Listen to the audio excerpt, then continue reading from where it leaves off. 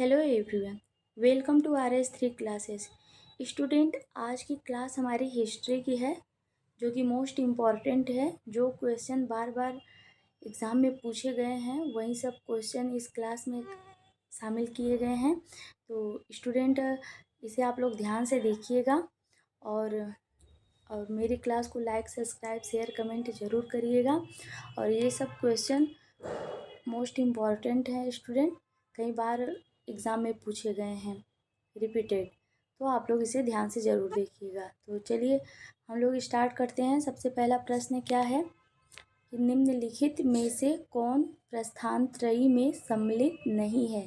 Student, आप लोग नहीं है ये कि हाँ पूछा जा रहा है क्वेश्चन में, ये सब ज़रूर ध्यान रखा करिए। क्योंकि मतलब ये सब नहीं देखेंगे तो आप लोग आता हुआ क्वेश्चन गलत हो जाएगा।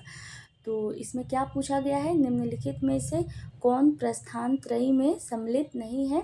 तो भागवत जो है यह प्रस्थान त्रयी में नहीं सम्मिलित है। बाकी भगवत गीता, ब्रह्मसूत्र, उपनिषद ये सब प्रस्थान त्रयी में सम्मिलित हैं। चलिए आगे हम लोग क्वेश्चन देखते हैं स्टूडेंट। तो कर्म का सिद्धांत संबंधित है। तो कर्म का सिद्धांत किससे संबंधित है? तो मीमांसा से कर्म का सिद्धांत संबंधित है। और आगे प्रश्न है, मानव द्वारा सर्वप्रथम प्रयुक्त अनाज था। तो कौन सा अनाज मानव द्वारा सबसे पहले प्रयुक्त किया गया था? तो चावल। यह कहाँ से प्राप्त हुआ था? तो कोल्डिहवा के उत्खनन की सबसे महत्वपूर्ण उपलब्धि यही थी। यहाँ से मतलब धान की खोज की गई थी कोल्डिहवा से। तो इसे आप लोग ध्यान रखिएगा, घुमा फिरा के क्वेश्चन मतलब पूछा जाता है। और अगला प्रश्न हम लोग देखते हैं, निम्नलिखित में से कौन सा सुमेलित नहीं है। तो ये ज़रूर आप लोग ध्यान रखिए कि क्या पूछा जा रहा है, नहीं पूछा जा रहा है। तो कौन सा सुमेलित नहीं है ये आप सभी को बताना है। तो जो राजा राम मोहन राय ये आदि ब्रह्म समाज के मतलब नहीं थे। और ये पांडुरंग प्रार्थना समाज के संस्थापक थे। दयानंद सरस्वती आर्य समाज के संस्थापक थे। विवेकानंद रामकृष्ण मिशन के संस्थापक थे। तो राजा राम मोहन राय नहीं थे, राजा राम मोहन राय जी ने ब्रह्म समाज की स्थापना की थी। तो इसे भी आप लोग ध्यान रखिएगा। और अगला प्रश्न हम लोग देखते हैं, निम्नलिखित देशी राज्यों में से कौन यथावत यानी स्टैंड स्टिल समझौते का पक्षधर था। तो कौन था? तो हैदराबाद था। और अगला प्रश्न देखते हैं, अर्धनारीश्वर मूर्ति में आधा शिव तथा आधा पार्वती प्रतीक हैं। तो किस लिए प्रतीक हैं अर्धनारीश्वर मूर्ति में? तो यह देव और उसकी शक्ति का योग के लिए प्रतीक मतलब माना जाता है अर्धनारीश्वर मूर्ति। और अगला प्रश्न देखते हैं, निम्नलिखित जोड़ों में से कौन सुमेलित नहीं है। तो कौन सा सुमेलित नहीं है आप सभी को बताना है स्टूडेंट। तो ये जो हरिशेर हर्ष ये गलत है। बाकी रवि कीर्ति पुलकेशिन द्वितीय और भवभूति कन्नौज के यशोवर्मन और दंडी नरसिंह वर्मन। ये जो हरिशेर थे यह समुद्रगुप्त के राजकवि थे। और अगला प्रश्न हम लोग देखते हैं, जवाबित थे। तो जवाबित कौन थे? तो यह राज्य कानून थे। और निम्न में से किस राजवंश के अंतर्गत बिजारत का चरमोत्कर्ष हुआ। तो किस राजवंश के अंतर्गत हुआ बिजारत का चरमोत्कर्ष? तो यह तुगलक वंश के समय हुआ था, तुगलक वंश के। और रणजीत सिंह किस मिशन से संबंधित थे? तो आप सभी को तो पता ही होगा, तो यह सुकर चकिया मिशन से संबंधित थे रणजीत सिंह। और 11वां क्वेश्चन क्या है, निम्न में से कौन चतुराई पूर्ण निष्क्रियता की नीति के साथ जुड़ा था? तो कौन जुड़ा था स्टूडेंट? तो जॉन लॉरेंस से जुड़ा था चतुराई पूर्ण निष्क्रियता की नीति के साथ, जॉन लॉरेंस। कई बार क्वेश्चन पूछा गया है स्टूडेंट। अगला प्रश्न है, काव्य शैली का प्राचीनतम नमूना किसके अभिलेख से मिलता है? तो किसके अभिलेख से मिलता है?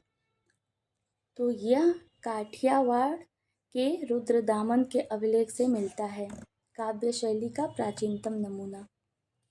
और आगे प्रश्न देखते हैं, तोलकपियम ग्रंथ संबंधित है? तो किससे संबंधित है तोलकपियम ग्रंथ? तो यह व्याकरण और काव्य से संबंधित है। और अगला प्रश्न है, निम्नलिखित में से कौन सा बंदरगाह पोन्डुके नाम से दी परिप्लस ऑफ द इरिथियन सी के लेखक को ज्ञात था? तो कौन सा बंदरगाह वह है? तो अरिकामेडु बंदरगाह। और अगला प्रश्न है, भुवनेश्वर तथा पुरी के मंदिर किस शैली में निर्मित हैं? तो किस शैली में निर्मित है? तो नागर शैली में। भुवनेश्वर तथा पुरी के मंदिर यह नागर शैली में निर्मित हैं। और आगे हम लोग देखते हैं, ताम्रपाषाण काल में महाराष्ट्र के लोग यहाँ पे लोग मृतकों को घर के फर्श के नीचे किस तरह रखकर दफनाते थे? तो किस तरह रख के दफनाते थे स्टूडेंट? ताम्रपाषाण काल में महाराष्ट्र में तो लोग किस तरह से दफनाते थे? तो उत्तर से दक्षिण की ओर दफनाते थे। उत्तर से दक्षिण की ओर दफनाते थे ताम्रपाषाण काल में महाराष्ट्र के लोग। और अगला प्रश्न है, निम्नलिखित में से किसका संकलन ऋग्वेद पर आधारित है? तो किसका संकलन ऋग्वेद पर आधारित है स्टूडेंट? तो सामवेद का संकलन ऋग्वेद पर आधारित है। और आगे देखते हैं, वासुदेव कृष्ण की पूजा सर्वप्रथम किसने प्रारंभ की थी? तो किसने प्रारंभ की थी? तो भागवतों ने की थी, भागवतों ने। और आगे देखते हैं,